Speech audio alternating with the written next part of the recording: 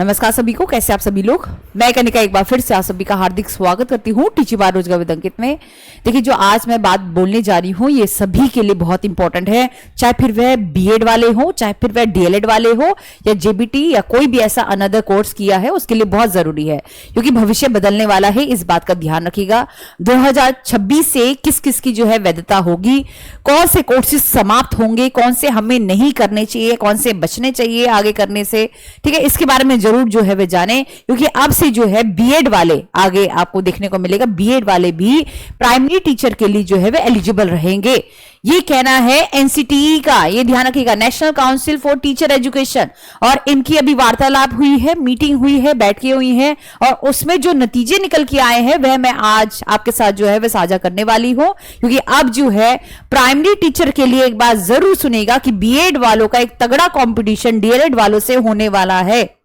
जो पिछली बार जो है इस विवाद को रद्द कर दिया गया था, यानी कि बीएड वाले जो है सिर्फ और सिर्फ केवल और केवल जो है एलिमेंट्री परीक्षाओं के लिए ही वैध थे। अब जो है बीएड धारक जो है आगे आपको देखने को मिलेगा कि बीएड धारक जो है वे प्राइमरी अध्यापक भी बन सकेंगे, ठीक है।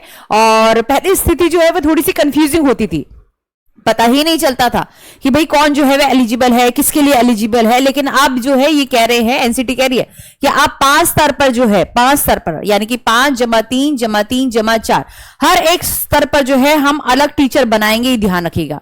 पहले स्थिति ऐसी होती थी कि बीएड वाले जो है वह 6ठी से लेकर 8वीं क्लास तक या फिर 9वीं से लेकर 12वीं क्लास तक ही जो है वह एलिजिबल हुआ करते थे।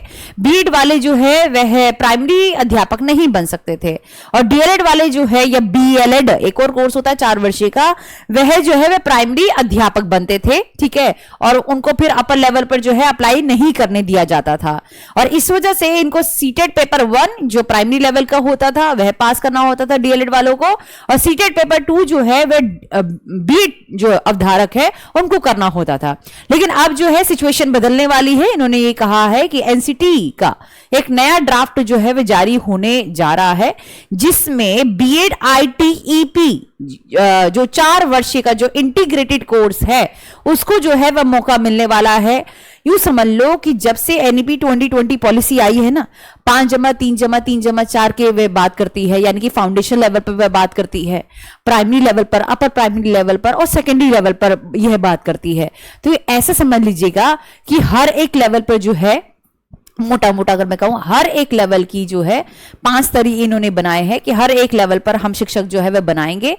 और इसमें कोई भी बीएड वाला जो है वह हर लेवल पर जो है वह शिक्षक बन सकता है, उसके अंदर वह योग्यता रहेगी। मतलब 5 शिक्षक कार्यक्रम जो है वह रहेंगे। तो इस सूचना के बारे में मैं बताने जा रही हूं, और इससे क्या लाभ होगा, क्या जो है चुनौतियां आएंगी, इसके बारे में हम कड़े रूप से जो है वह बात करने वाले हैं। क्योंकि एक एक चीज जो है वह आपको पता होनी चाहिए। देखिए, एक चीज पता होनी चाहिए, उसके लिए इसको बहुत अच्छे से पढ़ने की आवश्यकता है। बीएड होगा प्राथमिक शिक्षा भर्ती में मान्य, ये कहना है एनसीटी के द्वारा, ठीक है। एनसीटी अधिनियम 2025 के लागू हो जाने से बड़ा बदलाव आपको देखने को मिलेगा। इस बदलाव को समझना बहुत जरूरी है यदि आप अच्छा भविष्य चाहते हैं। यदि आप चाहते हैं कि भविष्य में मुझे किसके लिए अप्लाई करना है, किसके लिए नहीं, या आगे आने वाली जो जनरेशन है ना, उसको आप क्या सुझाव दे सकते हैं। देखिए, यूपी में तो बहुत बंटाधार है, ये मैं आपको साफ साफ लिख के कह रही हूं, ठीक है। ये सुधारों की जो है वह बात चल रही है, और एक तरफ एक दूसरी सरकार हमें बिल्कुल हाथ, यूं कह लो कि मटमैले हाथ है और कुछ भी नहीं, ठीक है। तो ये सारी चीजों को, इन सबको ध्यान में रखकर जो है आगे चुनाव करिए कि आपको क्या करना है भविष्य में, टीचिंग लाइन में कहां से क्या, कौन से पद जो है वह हासिल करने हैं, है ना। तो ये जरूर देखिए।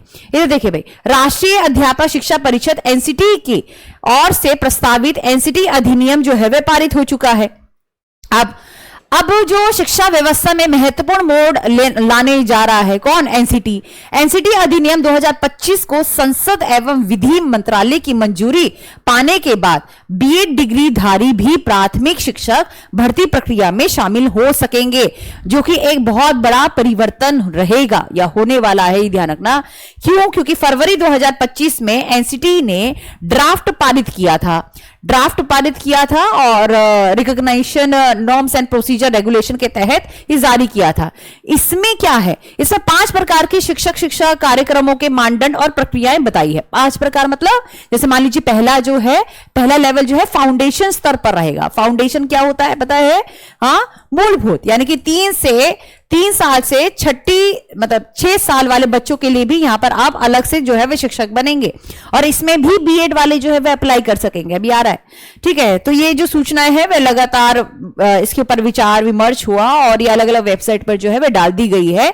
एनसीटी के अध्यक्ष और अन्य विशेषज्ञों के वीडियो भी संवाद भी जो है वह यूट्यूब पर आपको देखने को मिलेंगे, तो प्रमाण आपको यहां से देखने को मिल जाएगा। और भविष्य में क्या क्या जो है वह सुधार होने वाला है इन्होंने ये कहा है यहां पर, इसको जरूर देखिएगा। लागू हुआ तो क्या होगा बताओ भाई, ये एनसीटी का जो ड्राफ्ट है अगर वह लागू हो जाता है तो क्या क्या परिवर्तन आपको देखने को मिलते हैं, मेन बात जो है हम इसके ऊपर करना चाहेंगे कि क्या क्या परिवर्तन जो है आपको देखने को मिलते हैं यदि यह लागू हो जाता है। तो देखिएगा, तो इन्होंने यहां पर लिखा है कि इस बदलाव के बाद बीएड कर चुके और करने वाले उम्मीदवार प्राइमरी शिक्षक भर्ती की प्रक्रिया में भाग लेने योग्य हो जाएंगे, जो कि पहले सिर्फ और सिर्फ डीएलएड वाले ही प्राइमरी अध्यापक बन सकते थे।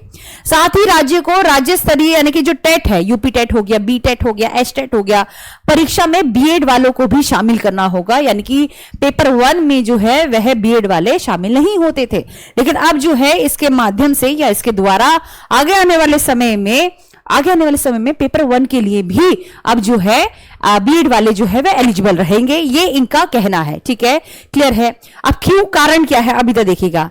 जब से एनईपी 2020 पॉलिसी आई है ना मानो, तो सारी चीजों में ये कह रहे हैं कि हम सुधार करेंगे भाई, है ना। 5+3+3+4 जो है वे सिस्टम होना था। ठीक है, और क्या कहते हैं, और इसकी संरचना के अनुरूप जो है ये सारी चीजें होंगी। अब यहां पर कौन कौन से कोर्स समाप्त होने के जो है वो चांसेस है, जैसे मान लो डीएलएड हो गया, बीटीसी हो गया, बीएसटीसी हो गया, या फिर जीबीटी हो गया, ये आपको ये जो कोर्सेज है खत्म होते हुए आपको दिखाई देंगे, क्योंकि 2030 तक ये कह रहे हैं कि हम पूरा का पूरा जो है वो बदलाव ला देंगे।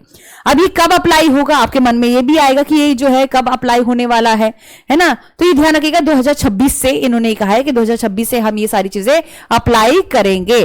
तो फिलहाल के लिए जो है डीएलएड, यदि किसी ने डीएलएड वाले जो है वे प्राइमरी के लिए जो है वैलिड होंगे, मतलब जल्दी एकदम से परिवर्तन नहीं होगा, होते होते जो परिवर्तन है वह धीरे धीरे जो है वह परिवर्तन होगा, इस बात का जरूर ध्यान रखें। क्योंकि 2018 में एक विवाद हुआ था, 2018 में जो है बीएड वालों को शामिल कर दिया गया था, लेकिन इन्होंने कहा कि ऐसे नहीं हम बीएड वालों को शामिल करेंगे। बीएड वालों को शामिल कैसे करेंगे, जब इस स्तर पर अलग अलग लेवल के जो है वे टीचर होंगे, ये ध्यान रखिएगा। बाल वाटिका, प्राइमरी, जूनियर, टीजीटी, पीजीटी के हर एक लेवल पर शिक्षक बनने का जो है वह अवसर मिलेगा किसको, बीएड धारकों को, ये इन्होंने कहा है, इस बात का ध्यान रखेंगे।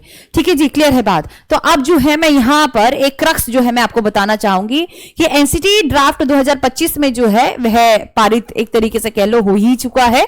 अब इसमें क्या क्या जो है वे बदलाव किए जाएंगे, तो सबसे पहले बीएड वालों को जो है वह मौका मिलेगा।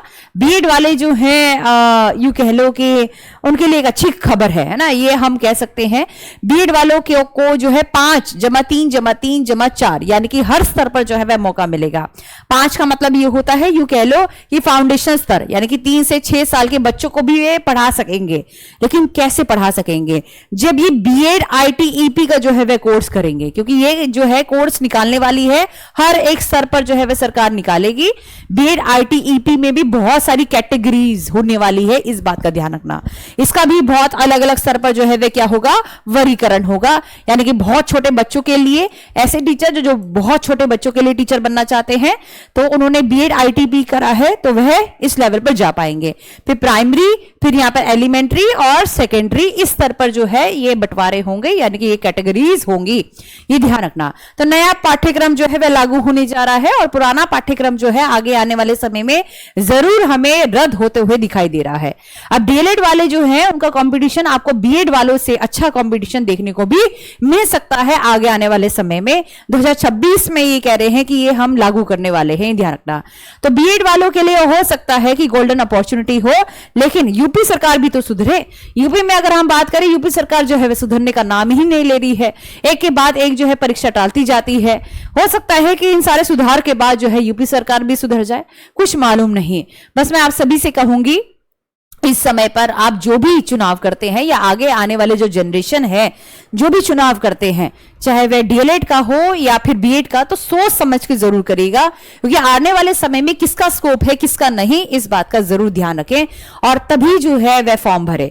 फ्यूचर कोर्सेज में जरूर ध्यान रखिएगा, क्योंकि हम ऐसे ही जो है वह कोर्स का चुनाव कर लेते हैं, चाहे वह प्राइवेट हो चाहे वह पब्लिक हो, कहीं से भी, ठीक है। तो किसके लिए क्या रहेगा, और इन्होंने ये भी कहा कि हर एक स्तर पर पात्रता परीक्षा जो है वह निकाली जाएगी, हर स्तर पर। पहले ऐसा होता था पात्रता परीक्षा जो है या तो प्राइमरी के लिए या फिर अपर प्राइमरी के लिए, लेकिन अब जो है हर स्तर पर जो है हम एक तो हर स्तर पर हम अलग अलग बंटवारे कर देंगे टीचर्स का, है ना, और हर स्तर पर जो है वह पात्रता परीक्षा निकाली जाएगी, जिससे कोई समस्या हो ही ना। जो जिस लेवल पर जाना चाहता है वह हर एक लेवल पर जा सके। और बीएड आईटीबी अगर आपने कोर्स किया है तो आप हर जगह जो है वह एलिजिबल रहेंगे। ये इनका एक मोटा मोटा जो है वह क्रक्स है जो मैं आपको बताना चाह रही थी। और बस इसका जरूर ध्यान रखें कि भविष्य में हमें क्या करना है क्या नहीं, इसके आधार पर बहुत कुछ बदलने जा रहा है, लेकिन अभी एकदम से नहीं जो है वह बदलाव होगा, धीरे धीरे करके जो है ये बदलाव होगा, ठीक है।